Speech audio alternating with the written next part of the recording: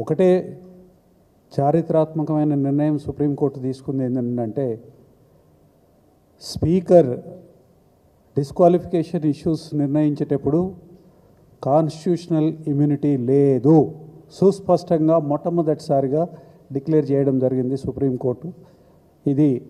This becomes law of the land.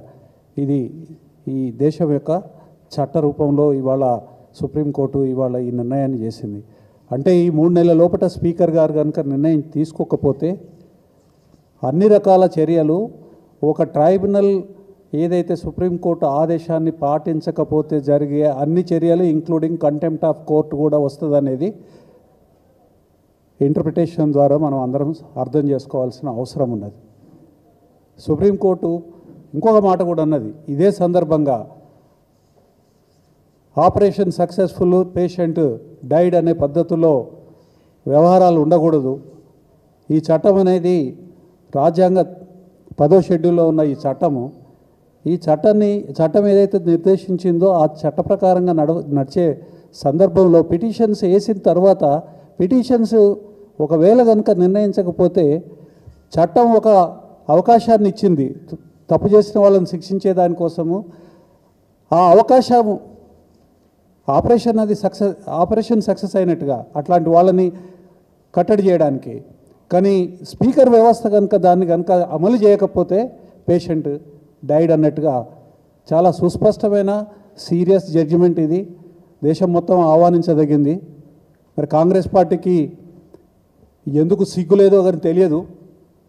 ఈ చట్టం తీసుకొచ్చింది రాజీవ్ గాంధీ.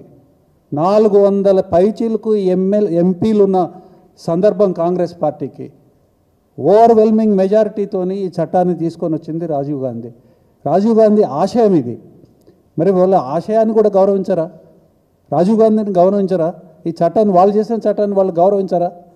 ఇవాళ చట్టాన్ని తర్వాత ఇంకా సిగ్గులేని పని ఏంటంటే ఈ చట్టాన్ని అమలు చేయకపోవడం మూలంగా గత 10 సంవత్సరాలలో 8 ప్రభుత్వాలను కోల్పోయింది కాంగ్రెస్ పార్టీ.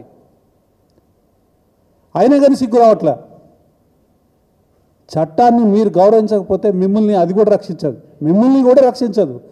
8 సార్లు మిమ్మల్ని రక్షించలేదు.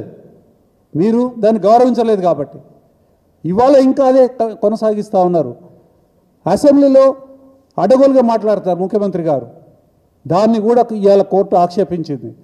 కోర్టు విచారణలో ఉన్నప్పుడు దాని మీద కామెంట్ చేయకూడదనే ఇంగిత జ్ఞానం కూడా ఇక్కడ ముఖ్యమంత్రి గారికి లేదు.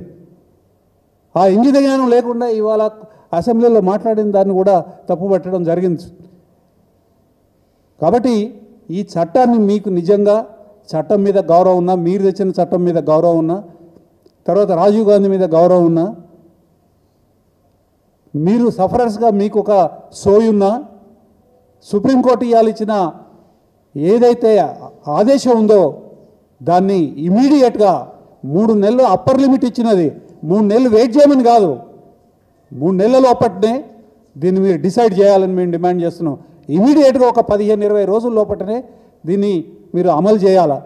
3 నెలలు అప్పర్ లిమిట్ ఉన్నది, కానీ ఇప్పటికే 14 నెలలు అయిపోయింది.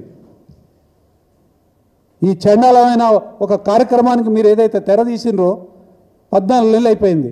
రాజ్యాంగాన్ని అపహాస్యం చేయొద్దు, చట్టాన్ని అపహాస్యం చేయొద్దు.